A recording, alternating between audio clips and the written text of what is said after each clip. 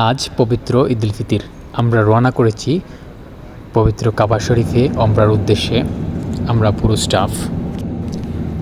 ওমরাতে গেলে সেরকম ভিডিও করার বা ব্লগিং করার মুড থাকে না, তারপরেও যতটুকু ভিডিও করেছি সেটুকুই আপনাদের সামনে আমি তুলে ধরবো ইনশাআল্লাহ। এই পর্যায়ে আমরা লিফট করে পবিত্র হারামে প্রবেশ করতে যাচ্ছি।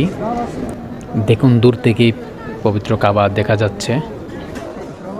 পবিত্র কাবা তোয়াফ করা বা জিয়ারত করা আমাদের প্রত্যেক মুসলমানদের স্বপ্ন। যদি কোনো মুসলিমকে প্রশ্ন করা হয় তোমার জীবনের সবচেয়ে বড় স্বপ্ন কী, অবশ্যই সে নির্দ্বিধায় বলে দেবে যে আমি পবিত্র কাবা তোয়াফ করব এবং হজরত মুহাম্মদ সাল্লাল্লাহু আলাইহি সাল্লামের মদিনা জিয়ারত করব।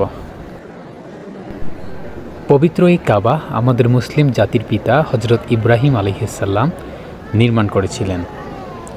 এই পবিত্র কাবা যখন আপনি প্রথম দেখবেন তখন আপনি নিজেকে ধরে রাখতে পারবেন না। আমি যখন প্রথম ওমরা করতে গিয়েছিলাম, পবিত্র কাবা দেখে আমার হার্ট একদম দুর্বল হয়ে গিয়েছিল। যে কারো অবস্থা হতে পারে, কারণ এই পবিত্র কাবা জিয়ারত করা বা তোয়াফ করা আমাদের প্রত্যেক মুসলমানদের সবচেয়ে বড় স্বপ্ন। এবং এই স্বপ্নটা যেদিন আপনার পূরণ হতে যাচ্ছে বা এই কাবা দেখবেন, আপনি নিজেকে ধরে রাখতে পারবেন না। এই কাবা প্রত্যেক নবীগণ তোয়াফ করেছেন। সবচেয়ে বড় কথা হচ্ছে মহাবিশ্বের স্রষ্টা আল্লাহ তাআলার আরশ বরাবর ঠিক নিচে এই পবিত্র কাবা শরীফের অবস্থান।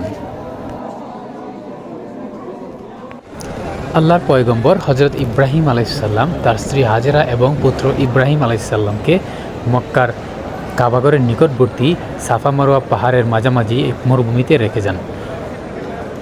তৃষ্ণার্ত পুত্র ইসমাইলের পানি তেষ্টা নিবারণের জন্যে মা হাজেরা সাফা এবং মারওয়া পাহাড়ে 7 বার চক্কর দেন পানির সন্ধানে। শিশুনবী হজরত ইসমাইল আলাইহিস সালামের জন্যে মা হাজেরা সাফা এবং মারওয়া পাহাড়ে যে 7 বার দৌড় দিয়েছিলেন, এটিকে সাই বলা হয়। হাজিগঞ্জ 7 বার সাফা এবং মারওয়া পাহাড়ে চক্কর দিয়ে থাকেন। সাফা এবং মারওয়া পাহাড়ে পানি সন্ধানের পর পানি না পেয়ে মা হাজেরা যখন ছেলে ইসমাইলের কাছে ফিরে আসেন, তখন তিনি দেখতে পান ছেলে ইসমাইলের পায়ের নিচে ভূগর্ভ থেকে পানি উঠতে। বর্তমানে এই জমজম থেকে দৈনিক প্রায় 690 মিলিয়ন লিটার পানি উত্তোলন করা হয়ে থাকে।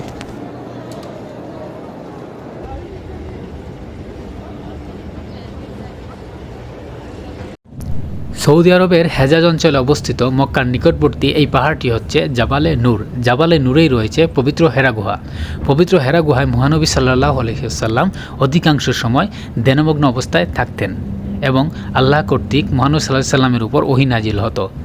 সবচেয়ে বড় কথা হচ্ছে এই পবিত্র জাবালে নূরেই মানবতার মুক্তির সংবিধান পবিত্র আল কুরআন মহানবী হজরত মুহাম্মদ সাল্লাল্লাহু আলাইহি ওয়াসাল্লামের উপর নাজিল হয়েছিল।